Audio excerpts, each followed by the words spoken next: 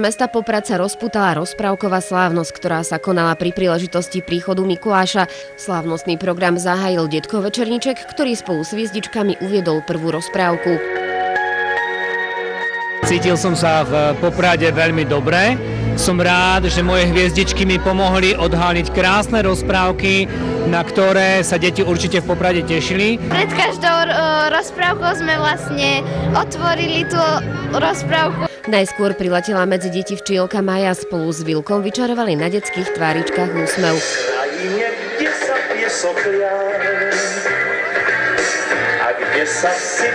Potom, ako deti potleskom vypravadili obľúbené včielky, na pódium pribehli šmolkovia spolu s tatkom Šmolkom a Šmolinkou.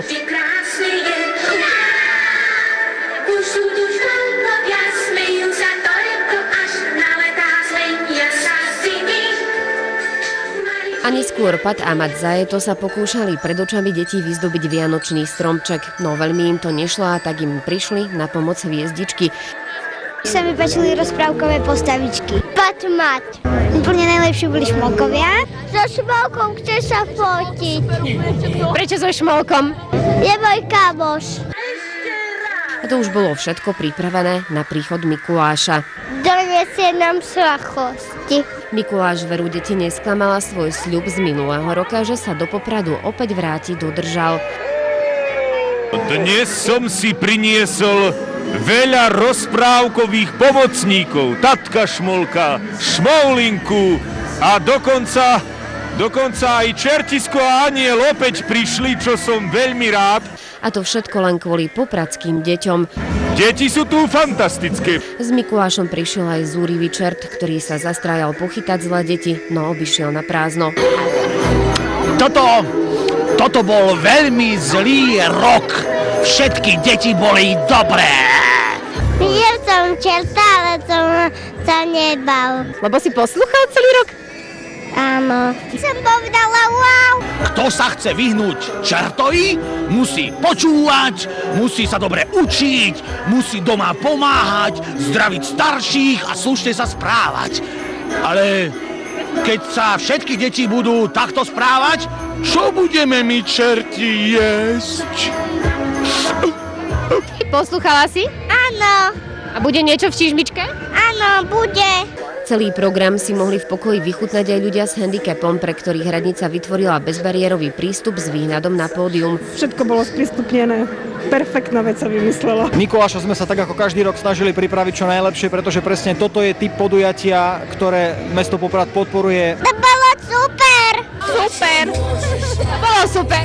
Všetko, program, Mikuláš, všetko. Je to krásne. Je to fantastické, počasie vyšlo, takže všetko vynikajúce. Ja som veľmi rada, že niečo také nádherné urobili pre deti hlavne. Ako býva dobrým zvykom, Mikuláš za každým pripraví pre deti aj prekvapenie. Tento rok to bol spevák Peter Cmolík.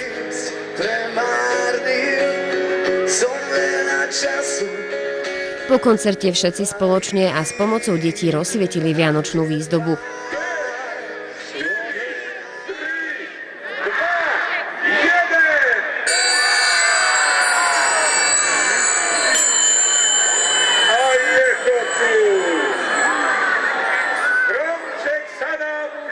Novým prvkom vianočnej výzdoby v Poprade je vianočná guľa. Odporúčam všetkým Popračanom, aby sa prišli pozrieť na námestie, pokochať sa naozaj nádhernou vianočnou výzdobou a pozrieť sa na svet z vianočnej gule. To som sa veľmi dobre cítila, všade, kde sa pozrie samé svetielko, vážne paráda. Bodku za programom dal vychýrený pyromuzikálny ohňostroj.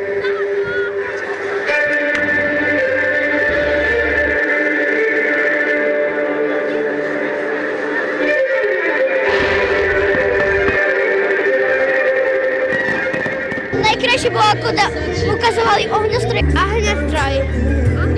Aký bol ohňostroj? Pekný.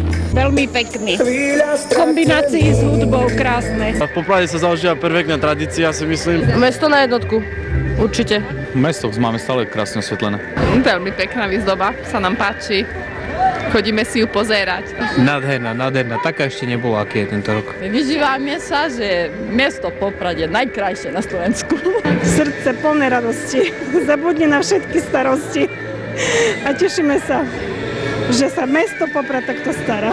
A v tomto je s ľuďmi zajedno aj Mikuláš. Poprad patrí medzi moje najobľúbenejšie mesta. Čo najobľúbenejšie?